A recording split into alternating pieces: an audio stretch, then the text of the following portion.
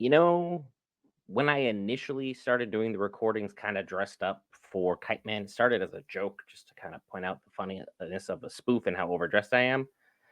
Now it's starting to feel normal. This show's great.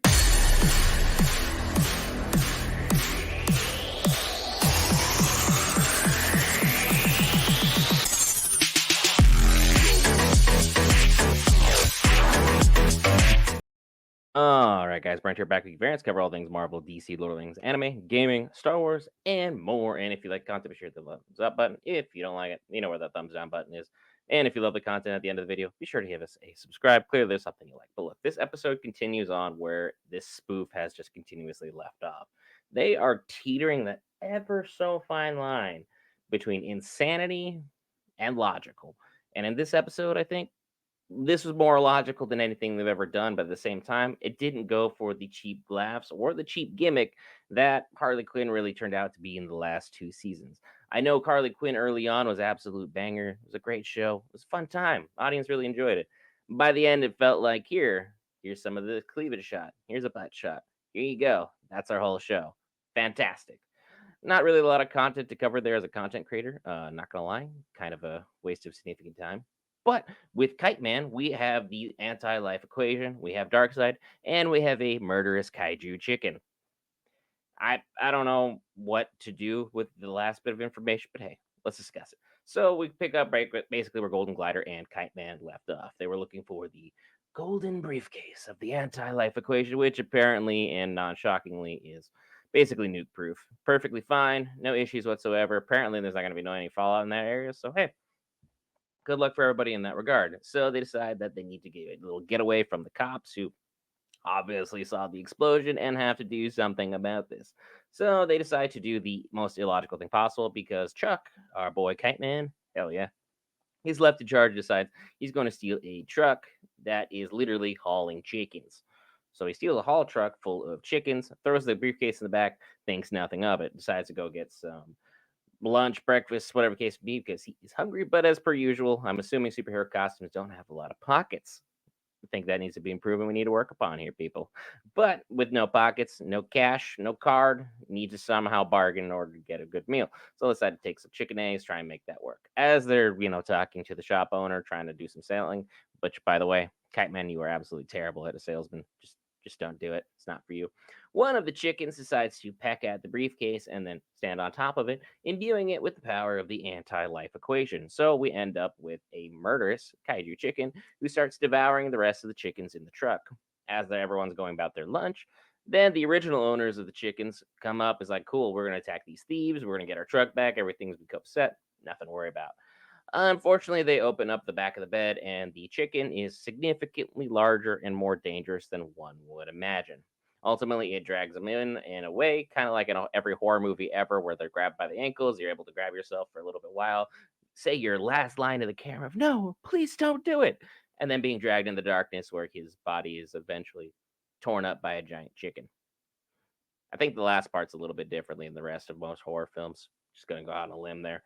And then eventually the other guy tries going in, tries shotgun blasting his way out. No such luck. The chicken breaks free. The next thing you know, we have a kaiju chicken breaking through all of basically the restaurant, going after people. And even the guy who's like, look, I didn't order the eggs. These were the wrong order. Well, he's no longer with us. So RIP to that one particular individual. And as well as everything going on in this situation, Malice is visited by her goddaddy, Darkseid, the one and only. And Darkseid, of course, is visiting her on the day of the commemoration that he took out Malice's parents out of this living plane of existence. So, great Godfather, doing a fantastic job. I'm sure that doesn't leave any emotional damage that could be long lasting. But hey, is what it is. It's Darkseid, not exactly known for being people friendly or cuddly. And it turns out that one of the patrons happens to spill the fact that the anti life equation is just kind of out and about and roaming, which, of course, Darkseid, having looked for this for about 1,000 years now, is a little keen on getting to exactly what he wants. He's basically been edged to the point that you can't be edged past. He needs this equation, and he needs it now. He's that mathematician just looking for the next puzzle to solve. And unfortunately, that puzzle to solve is the elimination of the human race into, servitude for him. Great times. Could not recommend less. Darkseid ends up being kind of thrown off by Malice, who directly lies to him. Is like, "Hey, Lex Luthor and Helen Villigan have it. Go visit them, please. We don't want to deal with this kind of a situation."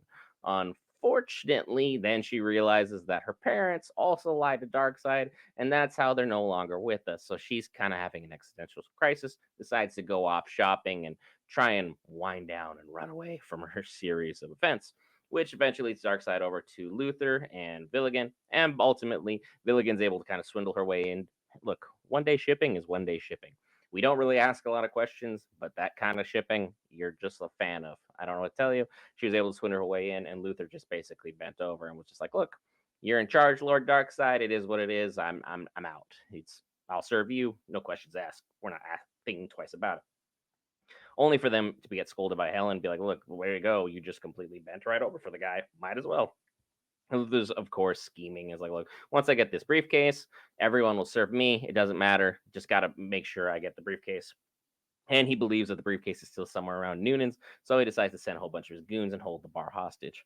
Unfortunately, he did not consider a lot of the situation that was going on. And that situation going on is Bane has been kind of walking Goldilocks along and kind of reading a bedtime story to her about Benjamin and how he was in love with Golden Glider's mom. Of course, PGing it up so that she's able to enjoy it, and then she doesn't enjoy kissing because it's, and I quote, yucky. But at the same moment in time, Benjamin is happens upon this bar. It was completely under attack. Noonan's and the fairy godmother and, well, fairy godmother, the Queen of Fables. My goodness, got to keep that one correct. And then we have all of our rest of our casted ensemble of characters who are directly under attack by everyone involving Luthor. But Noonan's has a ace up his sleeve, and then we go into kind of this edgy shot where it's kind of akin to, the Kingsman, that one crazy church scene where it's just raucous music and there's just bodies flying everywhere. Yeah, they did that with Noonan's. So they kind of went off on their own tangents about that. Things were super interesting. Covered a lot of ground there. Eventually, Noonan succeeds, thanks in large part to Bane and Noonan just being absolutely epic. Unfortunately, Bane had to let Goldilocks kind of go to the bathroom because she needed to go. And he was like, "Look, I can't protect you and fight everybody at the same time." She, of course, being as young as she is unable to read. So she thinks "do not enter" means donuts. So she ends up going to the bathroom, and that's the last we see of her on the evil toilet that can flush you into the past. So now we're going to have to kind of deal with how that repercussion is going to roll around. On top of that, Malice eventually is able to get the briefcase back because Kite Man kind of got yeeted and used a giant sledgehammer on the chicken's buttocks and launched the briefcase directly out of his body. Look, I'm not a doctor, but I don't think that's necessarily how that works. But hey, it's a spoof. I'm not going to take it all that seriously. Eventually, they get the briefcase back. The chicken's reverted back to normal, and that chicken is absolutely KO'd by Cheshire, who they already had a death grudge battle earlier on in the episode. But as Malice kind of storms off with the briefcase, kind of disappearing with it through a portal, kind of basically on the run from her goddaddy, Desaad over on Apocalypse kind of lets everything slip that, hey, we have a tracker inside of Cheshire because the very pushy salesman, Brandon from the pet store, don't know where you got this cat from, but hey, not going to ask too many questions. Having to put this chip inside, Cheshire, so now Darkseid will be able to find Malice and use the anti-life equation for himself. He is this close to getting everything he wants, and how somehow Kite Man is going to be able to stop this, I really couldn't tell you. That being said, what I can tell you how to do and ask for you to do, be sure to hit that lovely red subscribe button. Clearly, you've been listening to me talk for about 9 minutes now. Hopefully, there's something you enjoy in the content. I've been Brent for Geek Variants. I'll see you in the next one from My Hero Academia tomorrow night. Have a good one.